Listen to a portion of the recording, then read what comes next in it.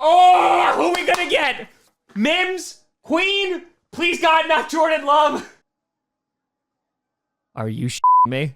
The Packers are the dumbest organization I've ever seen in my entire life. You're almost refusing to acknowledge that there's a need. Yep.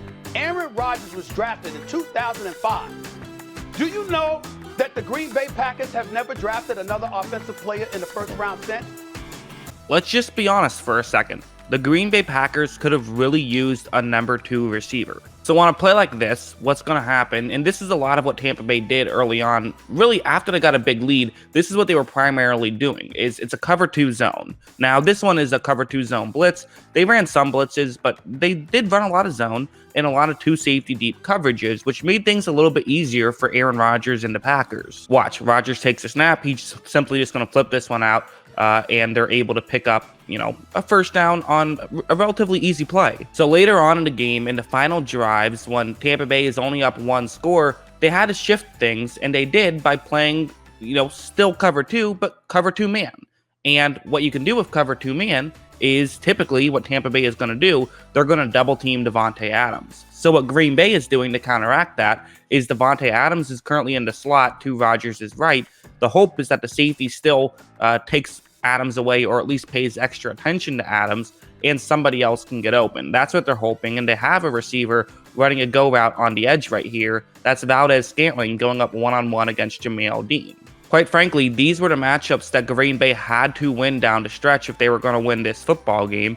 And it does make you think, if they had better receiving options, could they have won this game? Because Rodgers takes the snap, he is going to look in that direction, he's going to fire in that direction, and Scantling isn't quite able to get open enough. Rodgers, you could say, overthrew it a little bit. I don't know. To me, that just looks like it's a potentially catchable ball. The contact at the line made it difficult for Scantling to get over. It was good defense, but you do wonder, if that was a better receiver, is that a catch in a big game? We would see something very similar happen right here, where what's going to end up happening is it's the same coverage and same 2 guys, Jamel Dean, Valdes-Scantling. And once again, 3 receivers on one side of the ball. So you're hoping the safety pays extra attention to Adams.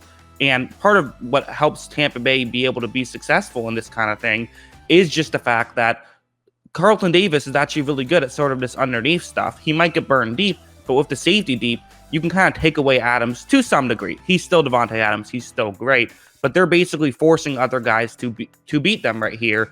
And this is something that we saw a lot of teams do against Green Bay last year. We didn't see it as much this year, and we probably should have seen it more because Tampa Bay was able to utilize it when it mattered most. Again, Rodgers takes the snap, but Scantling just isn't able to get cleanly off the line right there, which is going to result in this throw not working. A better receiver might be able to actually get to that spot and make the grab. So it looks like it's just a missed throw, but I actually think that that's more of just a not great first step by 83 for Green Bay. All right, so there we have it. Video over, right? We know clearly Green Bay, if they had a better receiver, they would have won that football game. So horrible mistake by not getting that number 2 receiver when they had opportunities. And I should say a couple things before I get too far into this. For one thing, I know Packers fans are going to be annoyed because they're going to say, yeah, we get it. We understand. We already know that the Packers should have had a receiver. But I feel like it keeps getting brushed off. And it is very important to dwell on a little bit. I think it's important to talk about. The second thing, though, is we have to talk about, could they have really gotten a great number 2 receiver? First, let's talk about the draft, because they made a decision to draft for the future instead of for the present. They drafted a quarterback when obviously they have Rodgers, when they could have drafted a wide receiver. And if you look at the people they could have gotten, there are some pretty good players available. So this is a list of all the players, all 7 wide receivers who were drafted in the second round.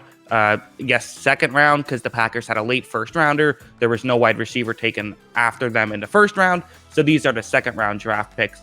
And the number you see to the right is what their Pro Football Focus receiving grade is. I know it's Pro Football Focus, but I'm just using that as a baseline. So the next receiver available was T. Higgins. If T. Higgins was drafted, then he would have been great, and that feels like an awesome fit for Green Bay, and they probably do win the Super Bowl, quite frankly, if they draft T. Higgins there. I don't think that's crazy to say, but also, if they draft KJ Hamler, they probably don't. If they draft Chase Claypool, they probably do. So it all would really depend on if they nailed that pick.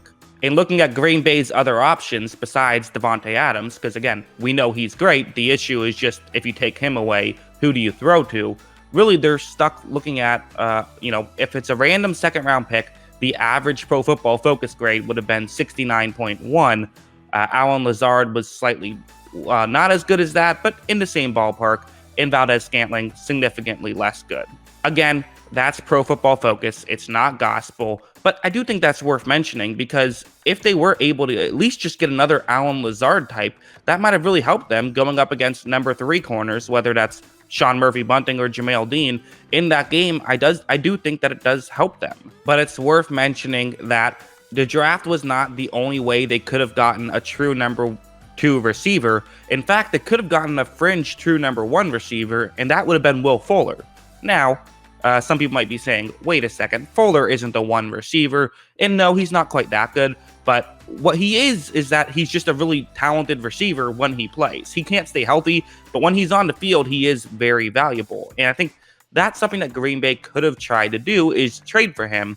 And it kind of got, hung up on what the value could have been. It seemed like Houston wanted a second rounder. Green Bay was willing to give up a third, but not a second. That's what the rumors are. Who knows how true it is.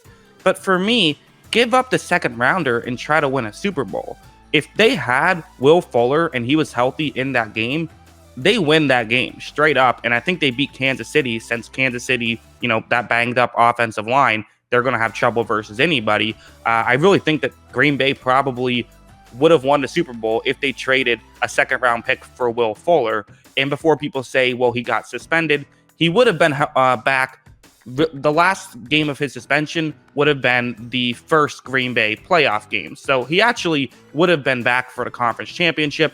He would have had to study the playbook, maybe wouldn't fully be ready, but I think that would have been a great move. And I think that could have actually won them a Super Bowl. So yeah, I know it's a bit over talked about, but at the same time, I think that the reason why Tampa Bay won a Super Bowl instead of Green Bay, you could really argue, is because Green Bay wasn't willing to give up some capital in the future to try to be great right now. And I think it was a huge mistake. What do you guys think? Let me know in the comments below. Always love hearing from you. And of course, as always, thanks for watching.